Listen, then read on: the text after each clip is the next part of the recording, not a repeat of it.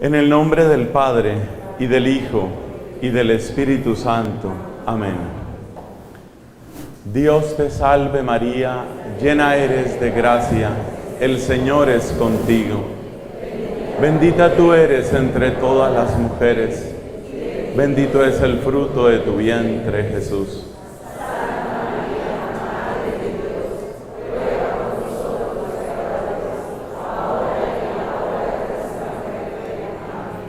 En el nombre del Padre, y del Hijo, y del Espíritu Santo. Amén. Por favor, siéntense.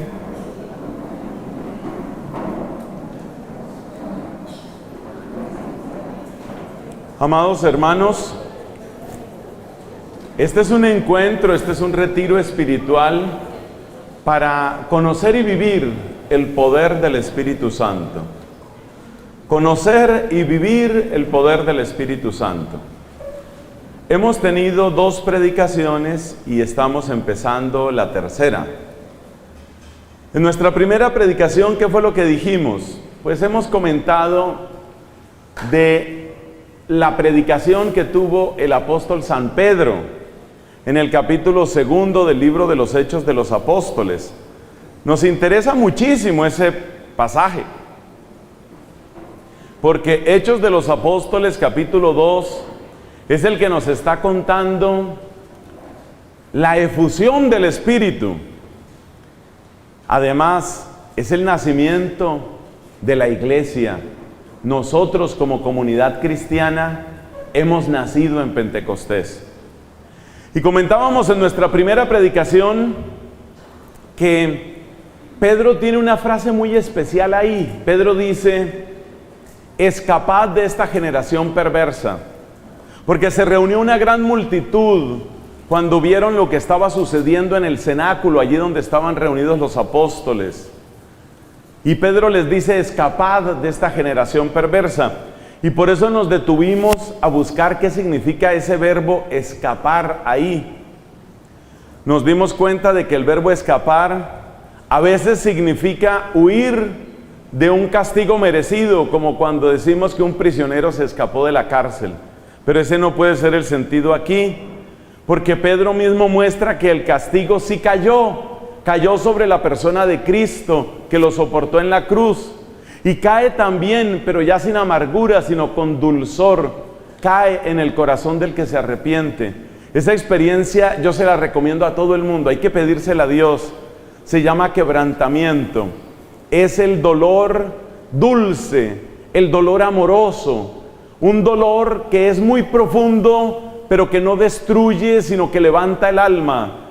Ese dolor se llama contrición, contrición por amor, se llama quebrantamiento, y ese es el castigo, pero un castigo de pura dulzura, de pura ternura que recibe el que ha pecado.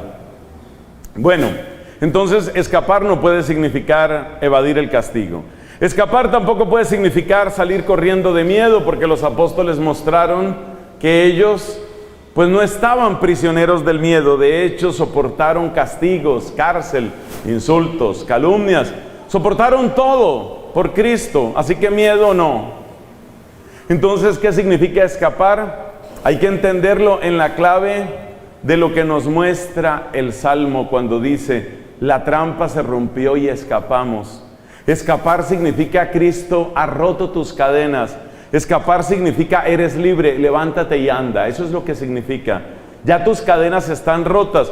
Como cuando nos dice Hechos de los Apóstoles capítulo 16, que San Pablo y su compañero de misión llamado Silas estaban en la cárcel en la ciudad de Filipos, y hubo un terremoto violento y se rompieron todas las cadenas y los prisioneros quedaron libres. Entonces ellos escaparon, pero porque el Señor reventó esas cadenas. También dijimos en esa primera predicación que cuando el apóstol Pedro estaba dormido, estaba en cadenas porque Herodes lo mandó a apresar.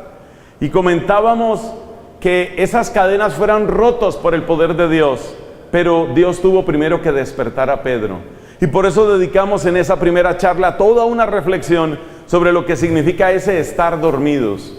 Y ese estar dormidos, ¿qué significa? Lo que estamos viendo en buena parte de nuestro pueblo católico: la gente está dormida. Y la razón por la que la gente está dormida es porque a veces está inmersa en el pecado. La gente está dormida porque también tienen unas tristezas profundas, unos lagos de tristeza muy profundos en el corazón, de manera que estamos tan metidos en nuestros propios problemas que no tenemos tiempo para ocuparnos de Cristo. Otras veces la gente está dormida en el sentido de que está tan concentrada en su experiencia de fe, en su grupito, en su comunidad, que no se da cuenta de lo que está pasando en el mundo entero. Hay gente que tiene una familia muy bella y con esa familia hermosa que tienen, ya se les olvida que hay un mundo que tiene que ser evangelizado. Hay gente que está en un grupo de oración y se siente tan a gusto, se siente tan rico en su grupito, que se le olvida que hay todo un mundo que está en pecado. Bueno, esa fue la primera predicación. En la segunda predicación hablábamos de las trampas, porque la frase es: la trampa se rompió y escapamos, dice el Salmo 124. De manera que, ¿cuáles son las trampas? Entonces nos pusimos a hacer una clasificación de las trampas. ¿Cuáles son las trampas que tienen atrapada a la gente? Y entonces recordábamos los tres enemigos tradicionales del alma: el mundo, la carne, el demonio. Hicimos toda una lista de las trampas. Nos salieron en total, ¿cuántas trampas? Esta es gente atenta, gente que durmió bien su noche. Eso está bien. Mencionábamos 4 trampas típicas del mundo, 3 trampas típicas de la carne y 3 trampas típicas del demonio. El demonio solo se muestra con claridad cuando se ve perdido. Es un acto de máxima desesperación. Esos ataques, por ejemplo, del demonio al Padre Pío, los ataques brutales, los ataques salvajes del demonio contra el santo cura de Ars, los ataques del demonio, por ejemplo, contra Santa Catalina de Siena, diciéndole con ira incontenible: no vas a poder, te voy a perseguir todos los días, te voy a hacer la vida imposible. Cuando el demonio se muestra así, quiere apelar a nuestra cobardía y quiere encerrarnos en nuestro terror. Pero todos estos santos han vencido porque le han hecho caso a lo que dice la carta del apóstol Santiago. Dice el apóstol Santiago: resistid al diablo y huirá de vosotros. Entonces esas son las trampas propias del demonio. Las trampas propias del demonio, aunque son las más escandalosas, no son las más difíciles. Y no son difíciles porque cuando el demonio tiene que manifestarse, manifiesta todo el hedor de su asquerosa boca y manifiesta toda la fealdad de su ser deforme. Entonces, cuando el demonio tiene ya que mostrarse, pues se muestra con todo su hedor y con toda su fealdad, y de tal modo muestra lo horrible que es, que lejos de atraernos a sus caminos, lo que hace es repelernos y lo que hace es lanzarnos de alguna manera a los brazos del poder de Dios. Por eso no hay que tener tanto miedo a esas manifestaciones, aunque son las más escandalosas. Por el contrario, en esa segunda predicación que tuvimos, hicimos una larga clasificación de lo que son las trampas del mundo. Eso sí que es peligroso, porque detrás de las trampas del mundo indudablemente está obrando el demonio, pero en esas trampas del mundo la acción satánica es muy, muy oculta. Por ejemplo, el famoso tema de la mayoría. Ese tema de que uno quiere ir, como los seres humanos somos animales sociales, uno quiere ir siempre con el grupo.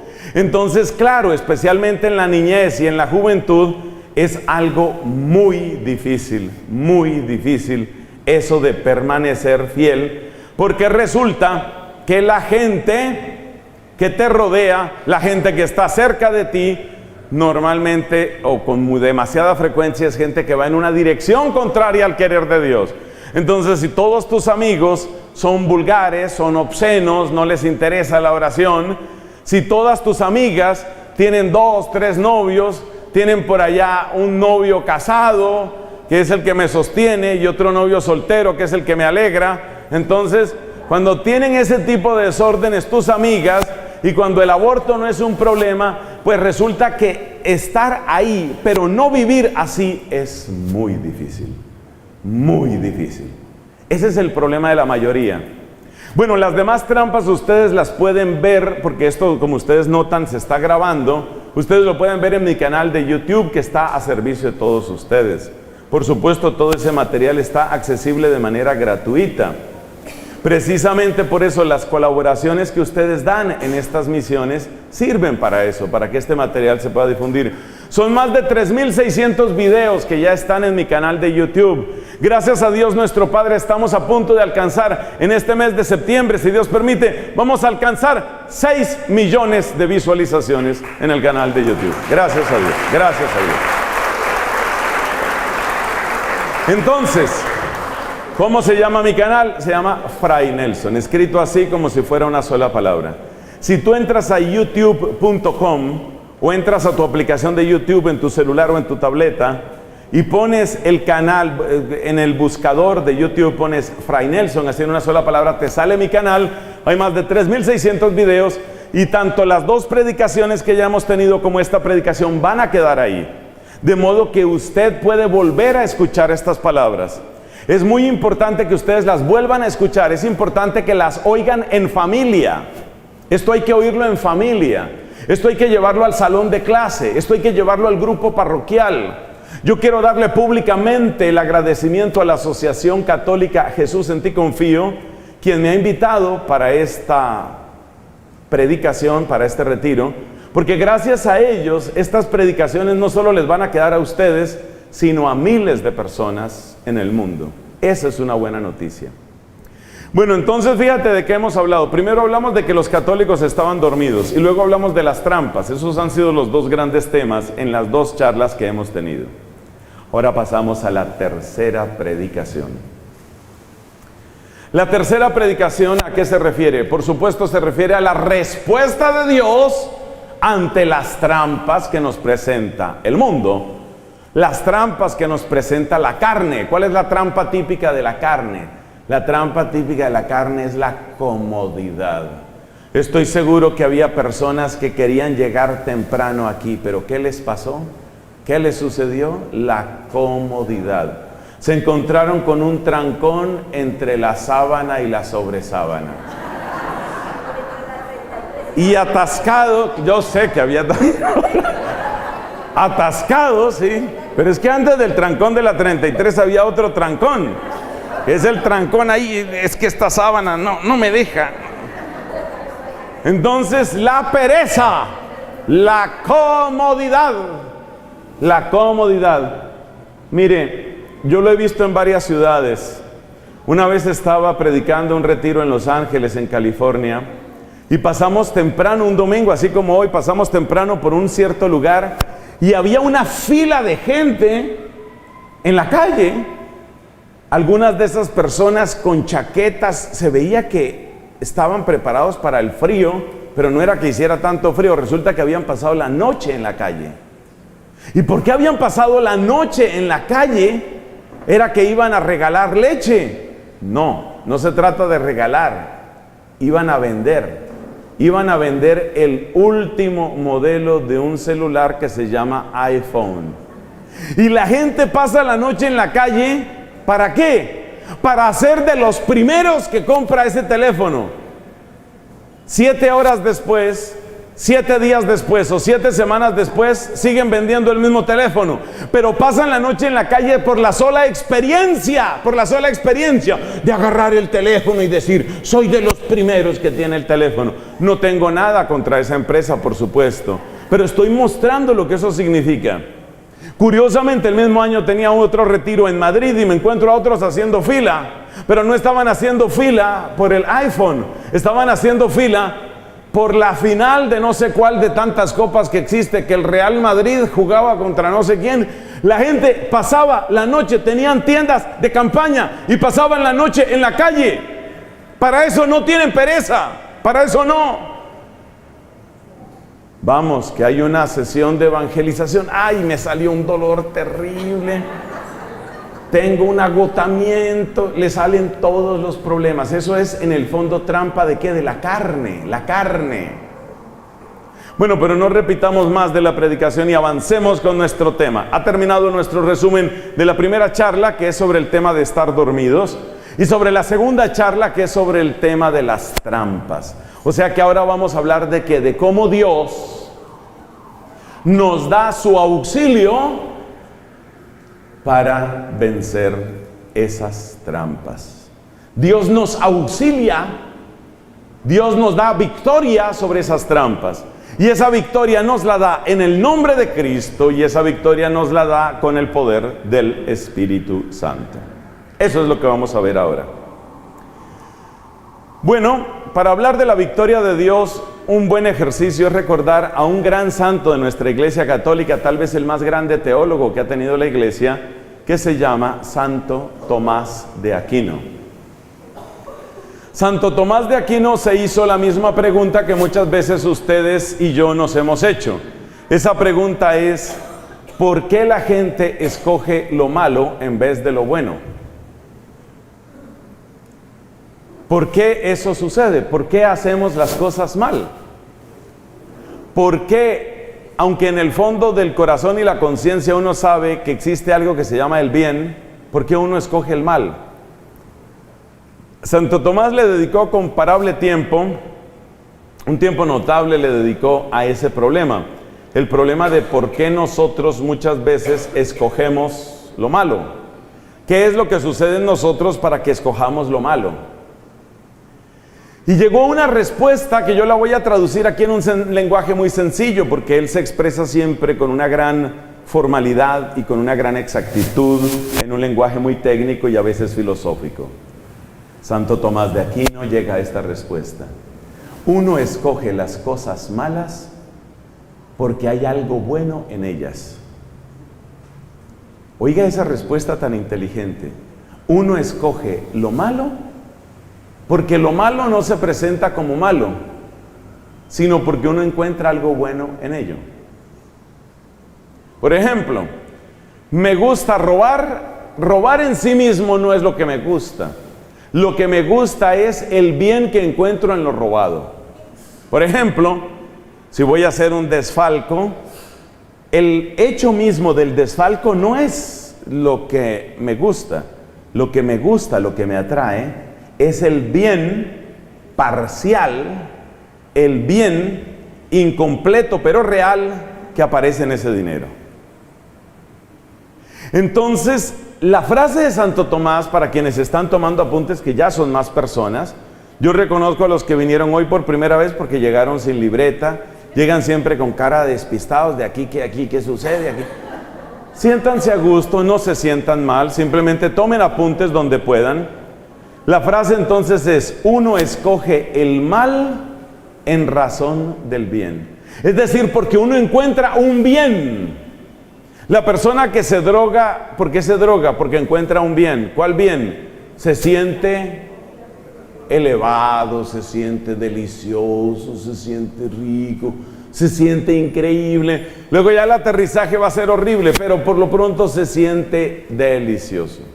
Entonces uno busca el mal en razón del bien.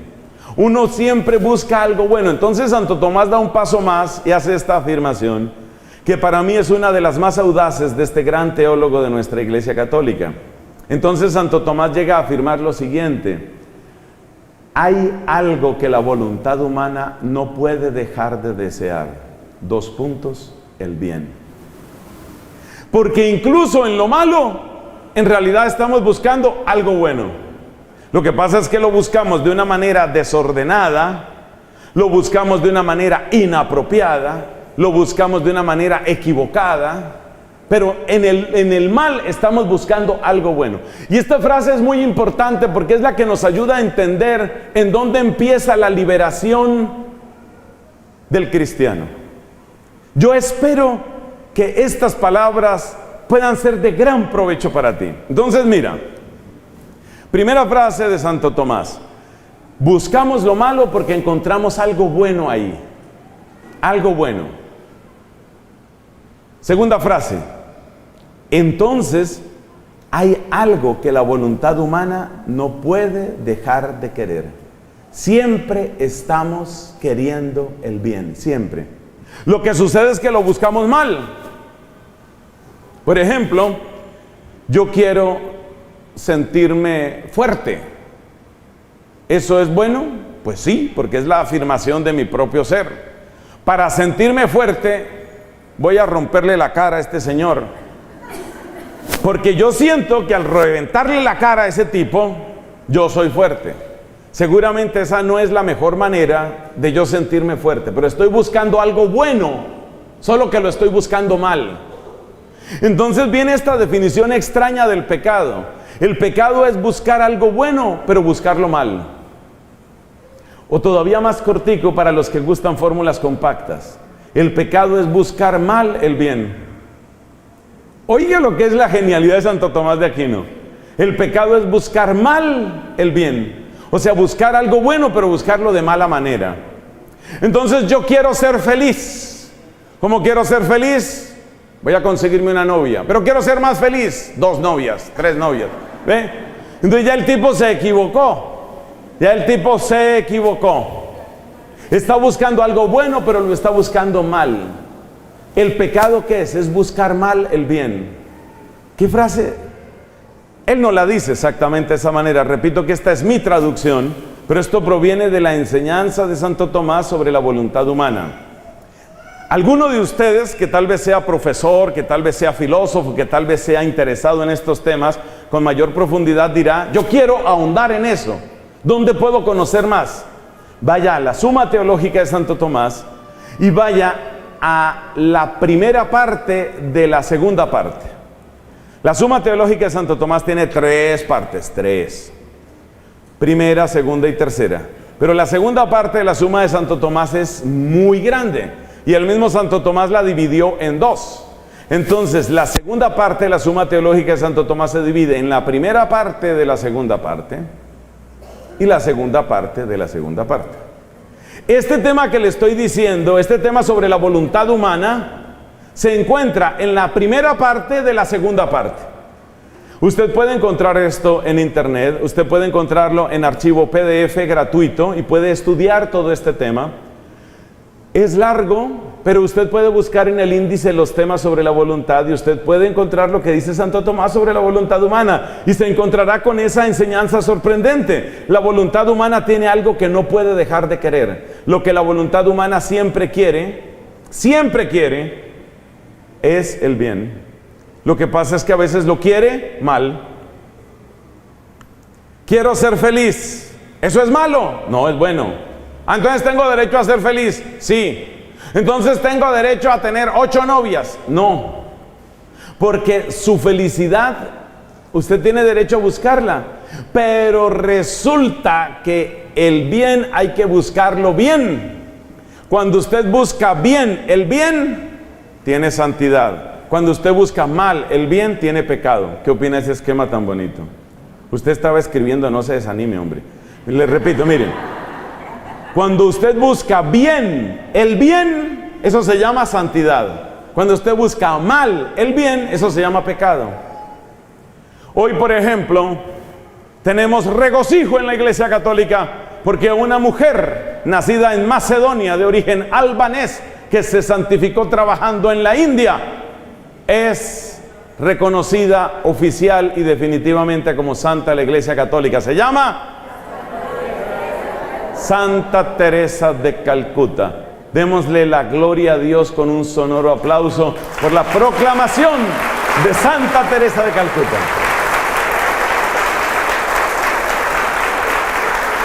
Santa Teresa de Calcuta, qué gozo. Yo tengo gozo en el corazón por la canonización de Teresa de Calcuta.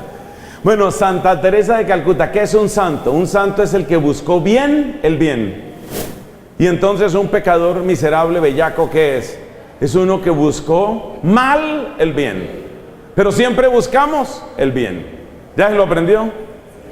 Eso viene de ¿dónde? Santo Tomás de Aquino. ¿Dónde se investiga? En la sección de la voluntad de la Prima Secunde. La primera parte, la segunda parte de la Suma Teológica.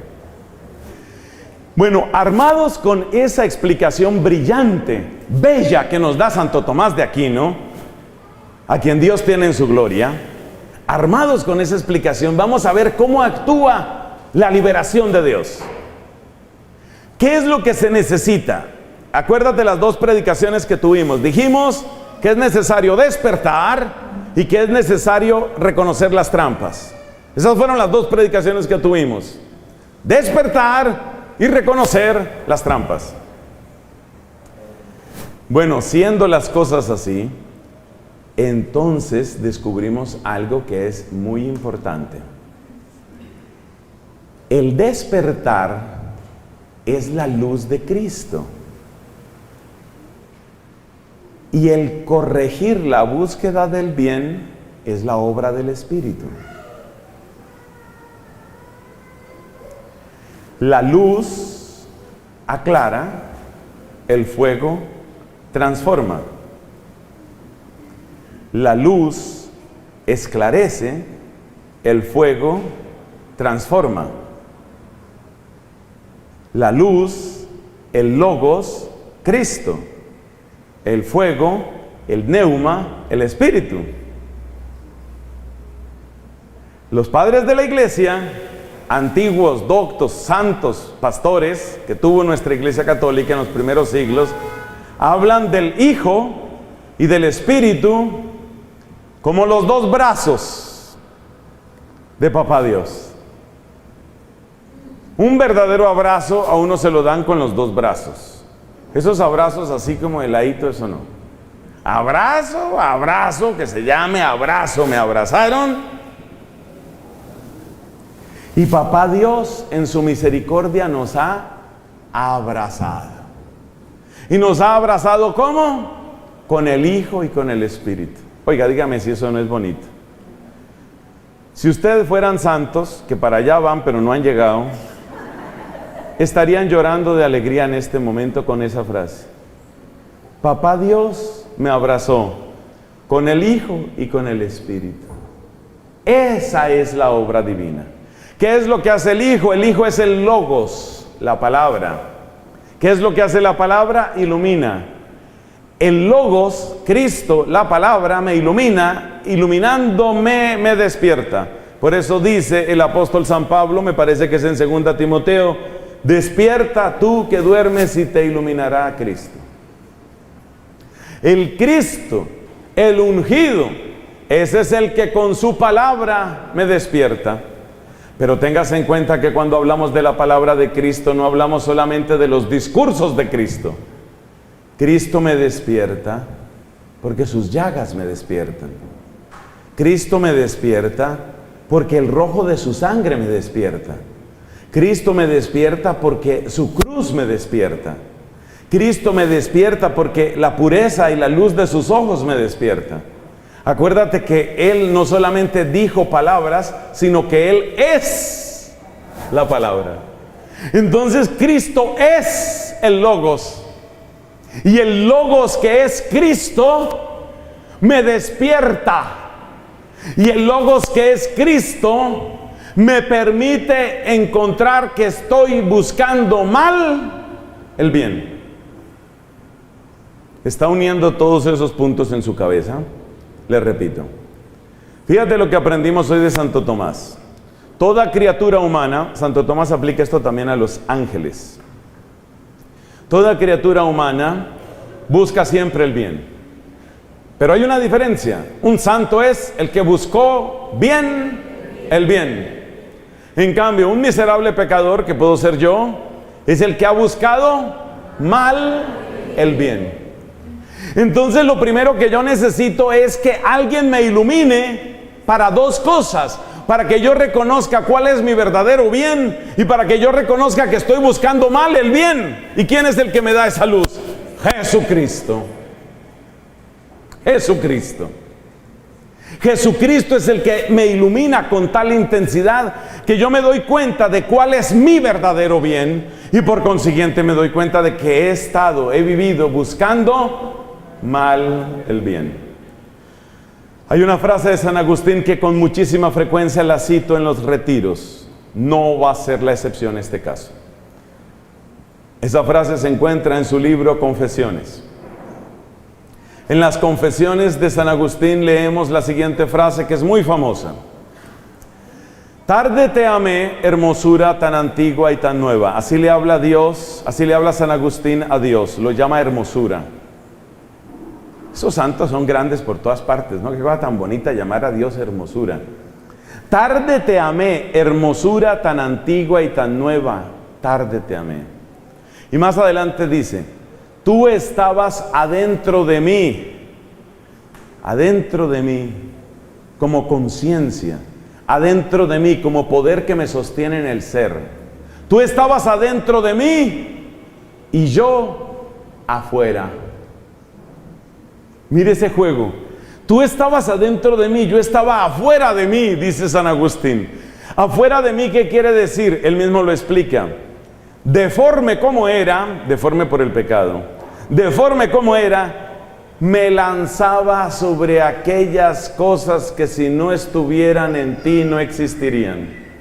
O sea, San Agustín se ha dado cuenta que él ha vivido para las criaturas, él ha vivido para las cosas, él ha vivido para los placeres, él ha vivido para los bienes parciales, él ha vivido para los bienes incompletos, él ha vivido para los bienes creados y se le ha olvidado buscar al Creador.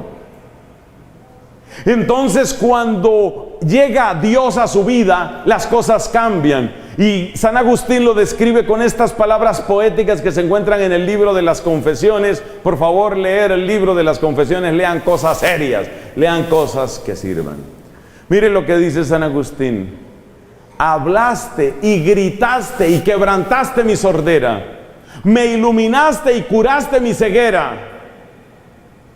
O sea que es a través de Cristo Jesús, es a través del Logos como Dios nos despierta.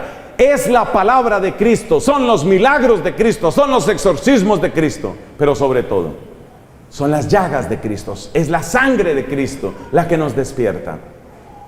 Al percibir lo que nosotros hemos sido amados tal como se revela en la sangre de Cristo, según aquello que dice Juan 3:16, tanto amó Dios al mundo que envió a su Hijo único para que todo el que cree en Él no perezca, sino que tenga vida eterna. Cuando nos descubrimos así amados, entonces nos damos cuenta cuál es nuestro verdadero bien y sobre todo nos damos cuenta que hemos estado buscando mal el bien. Eso fue lo que descubrió San Agustín. Por eso la presencia de Cristo es la que trae la verdadera luz a nuestra vida. La presencia de Cristo es la que hace que uno descubra cuál es su verdadero bien. Y uno llega al momento en el que se pregunta, ¿yo para cuáles bienes he vivido?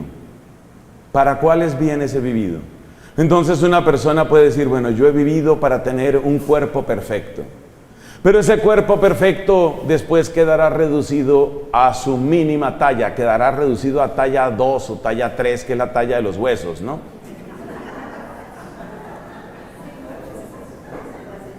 Porque eso tiene la muerte, que eso realmente nos reduce a nuestra mínima talla. Por eso, que quede muy claro, todo gordo tiene esperanza. Porque la muerte nos va a reducir de talla. Entonces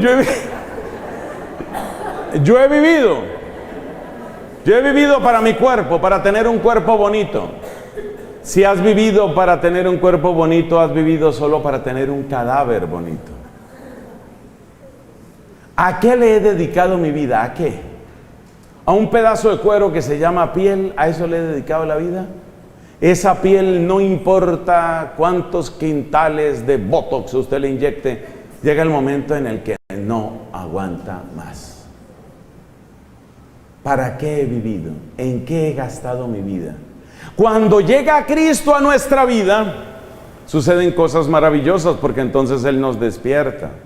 Cuando llega Cristo me doy cuenta en dónde está el bien verdadero y me doy cuenta que he buscado mal el bien. Ahí me doy cuenta cuál ha sido mi vida. Mi amiga de Siena, conocida como la doctora de la iglesia Santa Catalina de Siena, mi amiga de Siena llama a esa experiencia el conocimiento de sí mismo. La pregunta más importante del conocimiento de sí mismo es, ¿a qué le he dedicado mi vida? Y luego, ¿a qué le quiero dedicar mi vida? ¿Yo para qué he vivido? ¿Para qué he vivido? ¿A qué le estoy entregando mi vida? Que fíjate que en el fondo es la gran pregunta que está en el Nuevo Testamento. La gran pregunta del Nuevo Testamento es, ¿quién es mi Señor? Esa es la pregunta del Nuevo Testamento. ¿Quién es mi Señor? ¿Para quién he vivido? ¿A qué le estoy entregando mis días? Esa es la pregunta. Y cuando llega Jesucristo, Jesucristo llega a nuestra vida y nos ilumina y nos muestra, ¿yo a qué es que le estoy dedicando la vida? ¿A qué es que le estoy dedicando mi vida? ¿Qué es lo que yo estoy haciendo? ¿Pero qué pasa conmigo? Eso se llama conversión. San Ignacio de Loyola pensó que la inmensa mayoría de los seres humanos necesitábamos menos de un mes. Por eso los ejercicios espirituales de San Ignacio duran un mes. Porque para San Ignacio de Loyola, el fundador de los jesuitas, la convicción es que se necesita, que un ser humano normal como nosotros necesita un mes o menos para descubrir a qué le ha estado dedicando la vida. Un mes. Según San Ignacio no se necesita más tiempo que eso. Y por eso él escribió cuando todavía no era sacerdote. Esa fue la obra de un laico. Ojo con eso, ¿ah? Ignacio de Loyola escribió los retiros espirituales, que no se llaman así, sino ejercicios espirituales. Los escribió siendo un laico. Un laico que era muy criticado y que era muy perseguido, entre otras cosas, por los sacerdotes. Porque los sacerdotes se preguntaban cómo era que un laico iba a decir tantas cosas. Después San Ignacio, casi a los 40 años de edad, completó, más de 40, completó su formación sacerdotal y se ordenó. Él se ordenó sacerdote tardísimo. Pero los ejercicios espirituales, que son una joya de la espiritualidad cristiana, los escribió él siendo laico.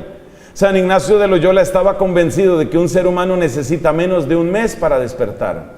Y que lo único que se necesita es acercar al ser humano al tamaño del amor y de la victoria de Cristo, para que hacia el final de esos ejercicios llegue un momento muy bello. Por favor, otro libro para leer. Lean cosas buenas. Ese libro, ¿cómo se llama? Ejercicios espirituales. Autor Ignacio de Loyola. Lean, por favor. Lean cosas que valgan la pena. Fórmense. Acuérdese que estamos en combate, ¿sí? Acuérdese que la vida cristiana se volvió ardua, se volvió difícil. Acuérdese lo que nos dice San Pedro: escapad de esta generación malvada y perversa, ¿sí? Acuérdese. Bueno, entonces San Ignacio dice que si una persona hace bien los ejercicios espirituales, hacia el final de ese mes llega un momento en el que el corazón mismo de esa persona le reclama tomar una decisión. Ese es un pasaje muy bello de los ejercicios espirituales de San Ignacio de Loyola. Y esa decisión, San Ignacio, ustedes saben, es un hombre del siglo XVI, San Ignacio la describe como las dos banderas. Ustedes saben que los ejércitos en aquella época, cuando salían a batallar, llevaban en alto la bandera. Y llevar la bandera en el campo de batalla era un honor, sabiéndose que la persona que llevaba la bandera era la que estaba más expuesta. Es decir, el que tenía mayores probabilidades de no regresar tranquilo y completo a su casa era el que llevaba la bandera. Pero era un gran honor llevar la bandera. Entonces, cuando se enfrentaban dos ejércitos, era una imagen que San Ignacio la tenía muy clara, porque él fue soldado de profesión. Cuando se enfrentan dos ejércitos, ¿tú qué ves? Un valiente de un lado que lleva una bandera, y del otro lado otro valiente o loco, o los dos locos, llevando otra bandera. Y finalmente tú tienes que escoger con cuál bandera te quedas. Y entonces, según San Ignacio, si una persona hace bien unos ejercicios espirituales, para lo cual él daba un mes, si tú haces bien unos ejercicios espirituales, llega un momento en el que tú recibes una claridad, una luz. Esa luz la viene del Logos, esa luz viene de la palabra, esa luz viene de Jesucristo. Y esa luz, ¿qué es lo que te muestra? Que en esta vida hay dos banderas, dos. Hay dos banderas. Y esas dos banderas son, por supuesto, una, la de Cristo. Voy a seguir la bandera de Cristo. En la bandera de Cristo está el estandarte de la cruz. Ahí está la cruz. Ahí está el valor de sus santísimas llagas. Ahí está el brillo de su preciosísima sangre. Ahí está la sabiduría eterna de su predicación. Ahí está la revelación del rostro del Padre. Todo eso está en la bandera de Cristo. ¿Voy a seguir esa bandera? ¿O voy a seguir la otra bandera? La otra bandera pudiéramos decir que es la bandera del mundo, la bandera de la idolatría, la bandera de la carne. Pero San Ignacio, que es tan radical, pone las cosas en blanco y negro. La otra bandera es la del demonio. disfrácese como se disfrace, la mona sigue siendo mona, aunque se vista de seda. Entonces, disfrácese como se disfrace, así se ponga bonito, así se ponga decorado, así se vista de seda, sigue siendo la bandera de Satanás. Pero esa claridad, dice San Ignacio, que no se logra automáticamente, que se necesita un camino, y en ese camino que él descubrió por iluminación particular del Espíritu Santo, y que lo descubrió siendo laico, ojo con la santidad de los laicos, esa luz del Espíritu es la que hace que una persona llegue a reconocer las dos banderas. La experiencia de las dos banderas de San Ignacio es lo mismo que Santa Catalina de Siena llama conocimiento de sí mismo. Conocimiento de sí mismo, ¿qué es? Responder a esta pregunta: ¿a qué le estoy dedicando la vida? ¿Para quién estoy viviendo? Hay otras maneras de enunciar esa pregunta, modos tal vez un poco más filosóficos o psicológicos, como por ejemplo, ¿cuál es el sentido de mi vida? Cosas parecidas, pero en el fondo es lo mismo. En el fondo es preguntarse qué es lo que yo estoy haciendo. Entonces, ¿qué es lo que hace el Logos? El Logos me ilumina, porque Santo Tomás de Aquino nos ha enseñado que todo ser humano busca el bien, pero los santos son los que buscan bien, el bien, y los pecadores miserables son los que hemos buscado mal el bien. Entonces el Logos, ¿qué es lo que me muestra? ¿Cuál es el verdadero bien? Y el Logos también me muestra que yo he buscado mal el bien. Yo he querido sentirme fuerte, fuerte. Por eso le rompí la mandíbula a mi esposa de un trompadón. Qué miserable. Usted es un miserable. Para sentirse fuerte usted ha destruido su vida, su dignidad, su ejemplo de papá. O sea, usted está buscando mal el bien. Usted está buscando mal el bien. Quiero sentirme feliz, por eso me emborracho. Está buscando mal el bien. Entonces, el Logos me ilumina, el Logos me muestra que he estado buscando mal el bien. Eso es lo que hace el Logos, eso es lo que hace Cristo, eso es lo que hace la palabra. Pero antes de despedirnos del Logos, para hablar más propiamente de cómo después del abrazo del Logos llega el abrazo completo del Espíritu, es necesario hacer una comparación con un pasaje hermosísimo de la Biblia, que es el diluvio universal. Ustedes se preguntarán, ¿qué tiene que ver esto con el diluvio universal? Mire usted, si usted va a la Sagrada Escritura, en el libro del Génesis se encuentra el relato del diluvio. Usted sabe que en el relato del diluvio, pues cayó bastante agua, ¿no? Bastantica. Pero resulta que en el relato del diluvio no solo caía agua, sino que también salía agua. Se abrieron las fuentes en la tierra y salió abundante agua. Caían de las nubes las lluvias, agua que caía y agua que salía. La razón por la que la Biblia describe el diluvio de esa manera se encuentra en el capítulo 1 del Génesis. Resulta que según la cosmología elementarísima de los hebreos en aquella época, la tierra firme queda en un sándwich de aguas. Es decir, hay aguas por debajo y hay aguas por arriba. Según la manera de pensar de los hebreos, lo que ha hecho Dios es tomar una cosa caótica que se llama las aguas, y dentro de esa cosa tan caótica, impredecible y mortífera, lo que ha hecho Dios es separar aguas hacia arriba y separar aguas hacia abajo, y ha creado un espacio que se llama tierra firme, y ahí es donde nosotros vivimos. De manera que según esa mentalidad hebrea, ¿qué fue el diluvio? El diluvio fue una anticreación. Es decir, el diluvio lo que hizo fue devolver la creación. Si la creación fue separar esas aguas superiores y las aguas inferiores para que quedara un espacio llamado tierra firme, el diluvio fue que las aguas de arriba se cayeron y las aguas de abajo subieron. De manera que el sándwich desapareció. No desapareció del todo. Quedó una pequeña alberjita. Esa pequeña alberjita que quedó se llama el arca de Noé. O sea, se aplastó todo, se aplastó todo. Cayeron todas las aguas de arriba, salieron todas las aguas de abajo y lo único que quedó fue el arca. Y en ese pedacito Dios preservaba la semilla de la nueva creación. Bueno, ya les recordé el tema del diluvio. Ahora, ¿qué tiene que ver eso con nuestro tema? La llegada del Logos es como un diluvio, pero un diluvio de luz, no un diluvio de destrucción. ¿Qué quiere decir eso? Ay, si el Espíritu Santo me ayuda a explicarme porque esto es tan hermoso. Miren, la llegada del Logos, la llegada de Cristo es como un diluvio, pero un diluvio de luz. ¿Por qué? Porque resulta que la palabra de Cristo viene de arriba por la predicación de la iglesia. La palabra de Cristo viene de arriba por aquello que yo leo, por aquello que otros me dicen, por aquellos buenos consejos que yo recibo. Esa es la palabra que viene de arriba. Pero así como en el diluvio las aguas no solamente caían de arriba, sino que brotaban de abajo, también el Logos no solamente me visita desde arriba, sino que me visita desde abajo. ¿Y desde abajo qué es? Desde lo profundo de mi ser. Porque las aguas de arriba, la palabra que yo escucho, despierta las aguas de abajo, la conciencia que yo tengo. Entonces la llegada del Logos no es solamente la predicación de la iglesia, sino el despertar de la conciencia moral de cada uno de nosotros. Entonces lo que hace Cristo no es solamente hablarle a uno por fuera, como el que tiene que convencer a otro en una manifestación política o en un discurso filosófico o en un teorema geométrico.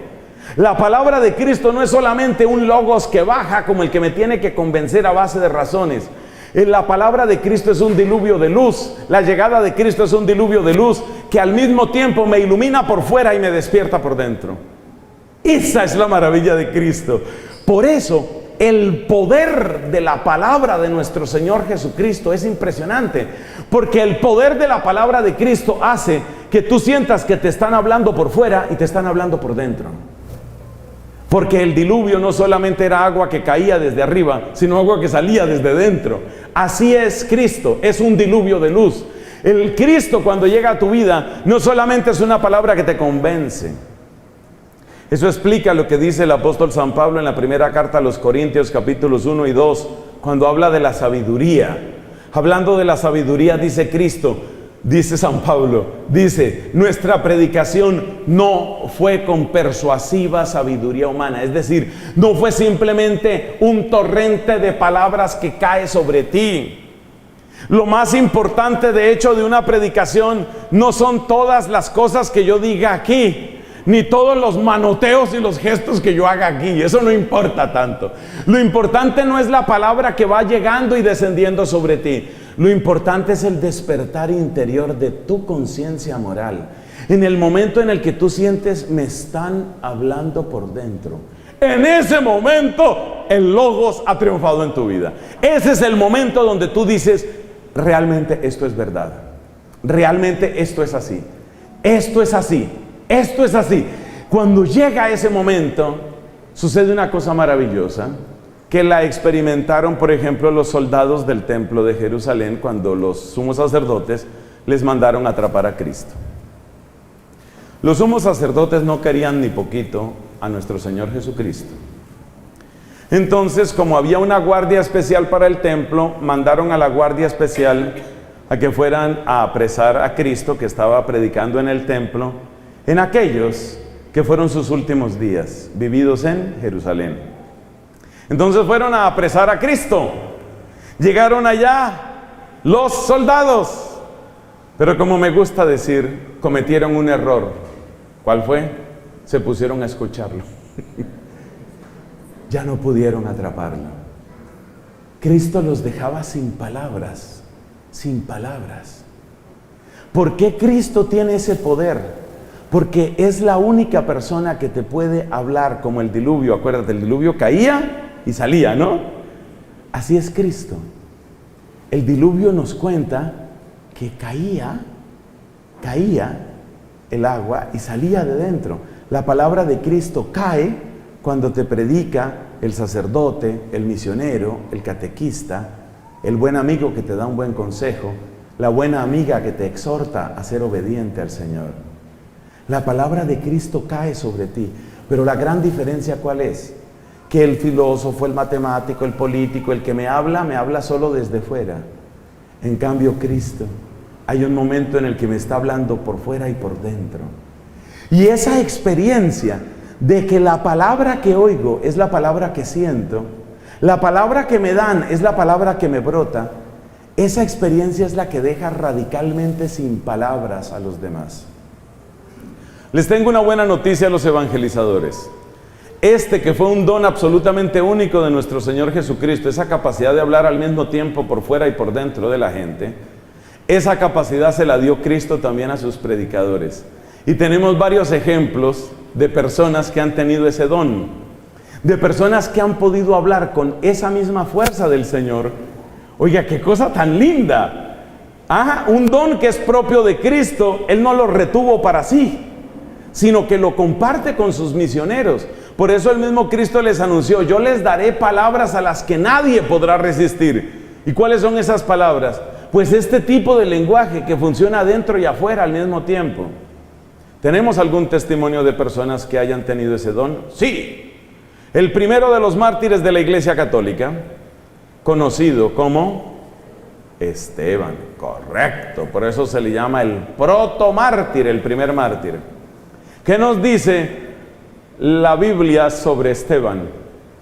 Que se agolpaban los sabios, los escribas, los letrados de los judíos, se agolpaban para discutir con él, pero nos dice la Biblia, pero no podían resistir a la sabiduría de él. ¿Qué era esa sabiduría? No era que tuviera muchos conocimientos. Ahí la Biblia no nos está hablando de erudición. No está diciendo simplemente, Esteban tenía muchísimas enciclopedias en la cabeza. Tampoco dice que el apellido de Esteban era Esteban Google. No. El tema no es que Esteban tuviera muchísimas ideas o muchísimos conocimientos en la cabeza. El tema es que Esteban había recibido ese don del Espíritu Santo para poder hablar al mismo tiempo por fuera y por dentro. De manera que es muy difícil rebatirle a una persona cuando tú sientes que lo que está diciendo es exactamente la verdad. Es muy difícil, y eso es lo que le pasaba a Esteban. Entonces cerremos esta parte del Logos. A ver, pongamos orden a este asunto. Estamos diciendo que el pecado, ¿en qué consiste? En que uno busca mal el bien. Esa es la clave para empezar a entender esto. Pecar es buscar mal el bien. ¿Qué hace Papá Dios? No se queda indiferente. Papá Dios nos envía el abrazo de su Hijo y del Espíritu. Papá Dios nos abraza con el Hijo y con el Espíritu. Pero estamos hasta ahora hablando del abrazo del Hijo. El Hijo es la palabra, el Hijo es el Logos. ¿Qué es lo que hace la palabra? Nos ilumina. ¿Y cómo nos ilumina? Nos revela nuestro verdadero bien y nos revela que hemos buscado mal el bien. Con una característica especial, y es que la palabra de Cristo es tan fuerte, pero tan fuerte, que es como si Él le hablara a uno también por dentro. Por eso la gente se queda callada. Por eso vence. Por eso la palabra de Cristo vence. Mire, tenemos que pedir ese don del Señor.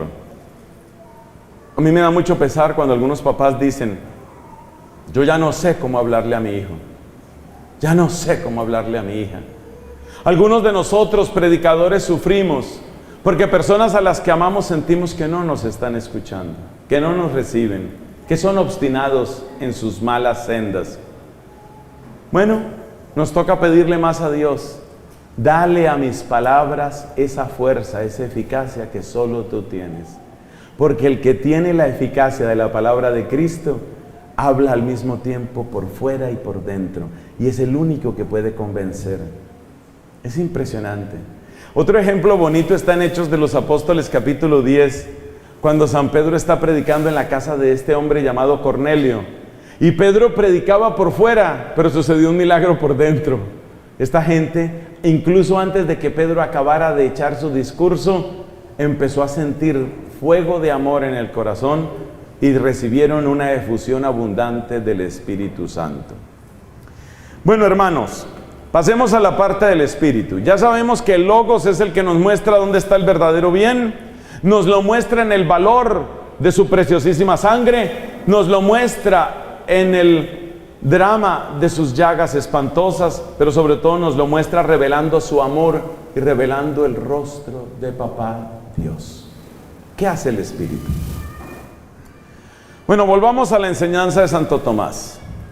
Un santo es el que busca bien, el pecador es el que busca mal el bien, pero en el fondo todos buscamos el bien.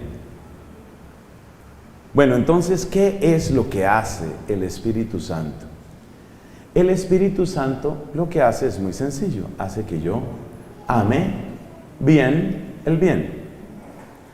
La definición que hemos comentado en otras oportunidades es una definición aquí un poquito folclórica, ¿no? Un poquito folclórica aquí. La definición es esta: el Espíritu Santo hace que el bien sepa bueno. Cuando el bien sabe bueno, el mal pierde poder. Entonces el Espíritu Santo, ¿dónde obra? El Espíritu Santo obra en nuestro corazón para cautivarlo, para enamorarlo. Obra en nuestro corazón para que ese corazón nuestro, fascinado por lo que es realmente bueno y gustador, digo mejor, de lo que es verdaderamente bueno, no quede sometido al imperio del mal. Entonces la acción fundamental del Espíritu está ahí. Esa acción fundamental del Espíritu es una especie de transformación interior. Ese Espíritu es el que hace que lo bueno sepa bien. Y esa transformación interior del Espíritu es la que hace que los caramelos envenenados del diablo ya no tengan atractivo para nosotros. Porque la mejor manera de describir lo que es el pecado es el resultado de comerse un caramelo envenenado. En un caramelo uno busca un bien que se llama dulzura, pero se encuentra con un mal que se llama veneno. Entonces uno busca un bien que es la dulzura, pero lo busca mal, envenenándose. ¿Qué es lo que hace el Espíritu Santo? El Espíritu Santo me muestra una dulzura que es verdadera dulzura, una dulzura que es verdadera salud, una dulzura que es verdadera bendición, una dulzura que no es mentira. Y cuando el Espíritu Santo me da esa dulzura que no es mentira, esa dulzura que es verdad, ya no me atraen los caramelos envenenados. Esta es la gran diferencia entre la ley y el Espíritu. Porque la ley lo que hacía era decirme, frente al caramelo envenenado, decirme: está envenenado, cuidado que está envenenado. Pero yo solo veo la dulzura de ese caramelo. Yo no le veo el veneno. Yo no veo el veneno, solo veo la dulzura. Es un caramelo apetitoso. Así como Eva, ya describimos lo que sucedió con Eva. Vio que la fruta era deleitable y daba sabiduría. Entonces yo no le veo el veneno al caramelo envenenado. Ojo con eso. Yo no le veo el veneno al caramelo envenenado. Entonces, ¿qué es lo que hace el Espíritu? El Espíritu me da verdadera dulzura, de manera que ya el caramelo pierde poder sobre mí. Y además me da rayos X. Mejor que rayos X, porque con rayos X tampoco se le ve el veneno al caramelo. Pero es una manera de decir que el Espíritu Santo me da mirada penetrante. Entonces el Espíritu me da dos cosas: una transformación de la voluntad por la cual yo reconozco el verdadero bien, y una transformación de la inteligencia por la cual yo reconozco la trampa, por la cual yo reconozco el veneno, por el cual yo reconozco me están tratando de matar. Están tratando de matar la vida en mis hijos. Están tratando de destruir mi pareja. Están tratando de destruir la sociedad. Es el Espíritu el que me da esa luz. Entonces el Espíritu me sana y me transforma a través de esas dos acciones fundamentales. Primero me da la verdadera dulzura. Y cuando uno ha experimentado la verdadera dulzura, ya está mucho menos sujeto a los engaños de los caramelos envenenados. Porque ya yo he conocido la verdadera dulzura. Hay un modo muy fácil de entender esto. Cuando una persona está sola.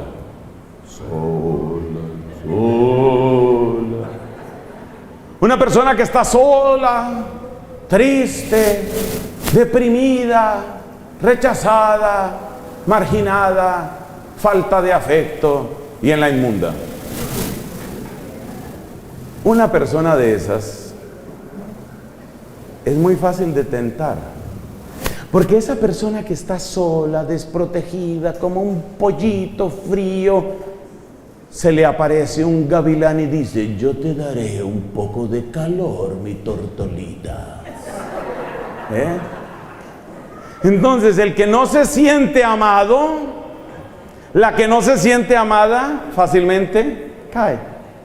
Porque yo estaba sola, desprotegida, y en ese momento llegó el lobo y me dijo: dentro de mi boca encontrarás calor. Y yo me metí, me acomodé en las fauces del lobo. Hola, y el mugre lobo cerrar la boca. Dese cuenta que la persona que está sola, triste, desprotegida, vaciada, o en lenguaje colombiano, en la inmunda. Esa persona que está en la inmunda, esa es fácil que caiga. Lo que es difícil es que una persona que se siente feliz, respaldada, sostenida, respetada, amada, que esa persona caiga es mucho más difícil, mucho más difícil. Por eso la felicidad es un requisito de la vida cristiana. Cuando San Pablo dice en el capítulo 4 de la carta a los Filipenses: alegraos en el Señor, ese no es un consejito, así como: ánimo, todo saldrá bien, todo bien, sí, sí. Ese no es Pablo diciendo: todo en orden, todo bien, no. No. Cuando Pablo dice: estén alegres en el Señor, les está diciendo el único camino, la única manera, la única de sostenerse firmes. Por eso el Papa Francisco insiste tanto en la alegría y tiene esas comparaciones, ¿no? En Evangelii Gaudium nos decía el Papa Francisco: hay algunos cristianos que parece que viven en Cuaresma todo el tiempo. Nunca llegan a la Pascua. Y ahora hace poquito en un discurso a los catequistas decía: catequistas, eviten permanecer con cara de momia. El Evangelio no puede ser eso. El Evangelio no puede ser eso. El Evangelio no puede ser con cara de momia. Entonces, la experiencia del Espíritu lo que hace es hacernos sentir la dulzura de ese amor, la dulzura del Padre, porque soy su hijo, la dulzura del Hijo, que me amó hasta derramar su sangre, la dulzura del Espíritu, huésped divino, que hace hermosa la casa de mi ser. Esa es la dulzura, porque como enseña Santa Catalina de Siena, el Espíritu nunca llega solo. El Espíritu siempre llega con el poder del Padre y siempre llega con la sabiduría del Hijo. Tan bella que es la inhabitación de la Trinidad, misterio sublime al que está llamado todo cristiano. Entonces, ¿qué es lo que hace? ¿Qué es lo que hace el Espíritu? El Espíritu te da dulzura. ¿Cuál dulzura? A ver, ¿cuál es la dulzura que me da el Espíritu? Certeza de ser hijo. Francisco de Asís danzaba de gozo, entraba en éxtasis. Dios es mi Padre. Esa dulzura tienes que sentirla. Luego, la dulzura del Hijo. Me amó y se entregó por mí. Gálatas capítulo 2. Todo católico tiene que saber Gálatas capítulo 2. Me amó y se entregó por mí. Y la dulzura del Espíritu, la dulzura de su unción, de su presencia. La Iglesia llama al Espíritu Santo dulce huésped del alma. Los mexicanos tienen una frase cruel: el huésped, lo mismo que el muerto, después de 3 días hiede. Eso se dice porque nos cansamos de los seres humanos. El huésped del alma, que es el Espíritu, no hiede. El huésped del alma perfuma, ilumina, trae orden, trae vida. El huésped del alma hace que florezca lo mejor de ti. Para aquellos que no se han cansado de tomar apuntes, escriban esa frase: el Espíritu Santo hace que florezca lo mejor de mí.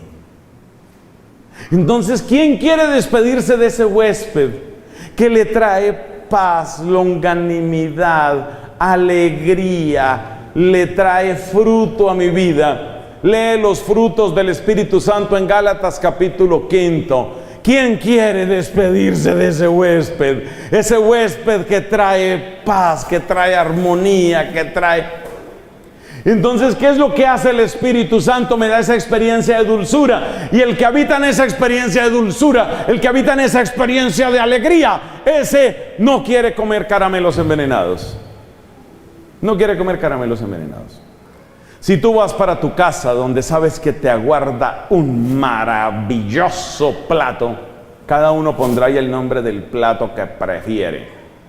Habrá gente seguramente en esta región que quiere un cabrito asado, así bien en su punto. Habrá gente que quiere su pepitoria o pipitoria, dicen otros. Habrá gente que quiere. Entonces, si tú sabes que te está guardando ese mute, si tú sabes que te está guardando ese cabro, y entonces llega alguien y te ofrece, mire, usted quiere, por ejemplo, una fruna. ¿Qué fruna? Ni qué nada, yo...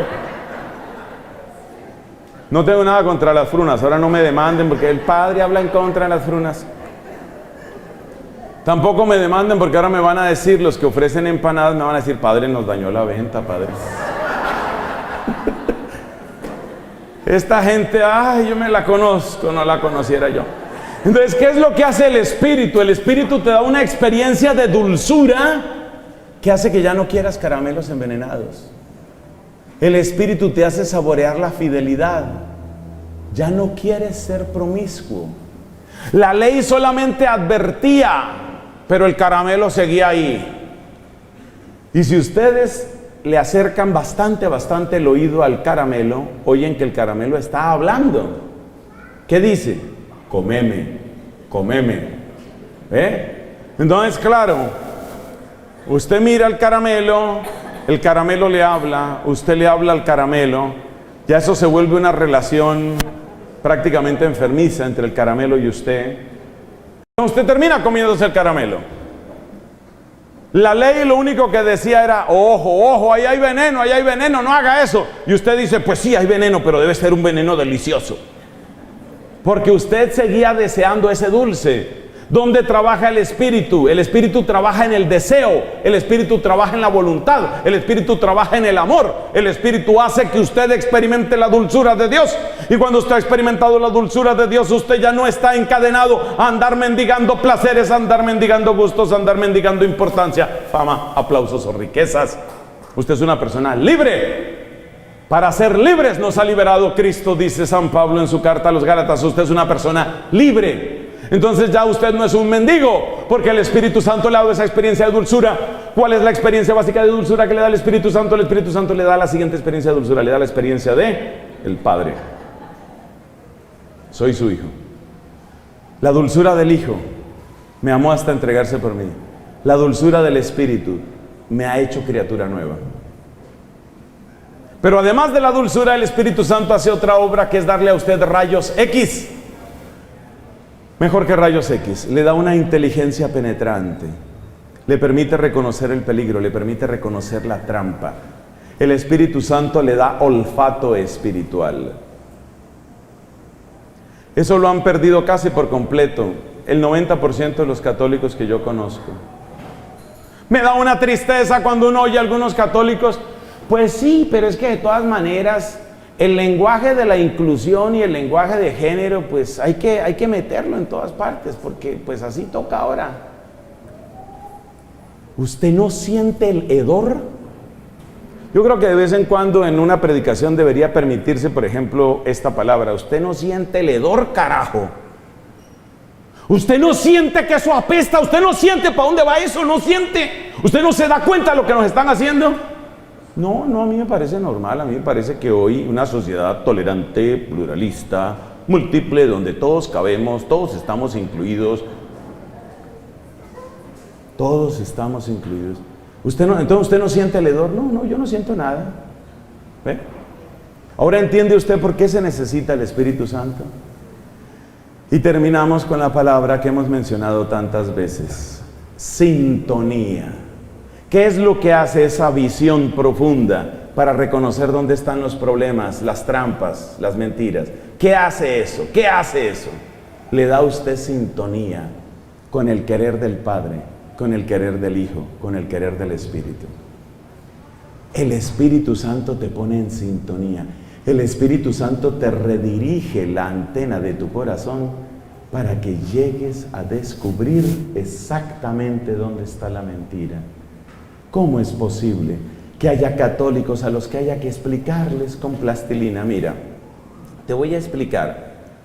Hombre significa esto. Mujer, mujer, a ver, repite conmigo. Mujer significa esto. ¿Cómo hemos llegado a esos niveles? Qué desprovistos estamos de la luz de Dios.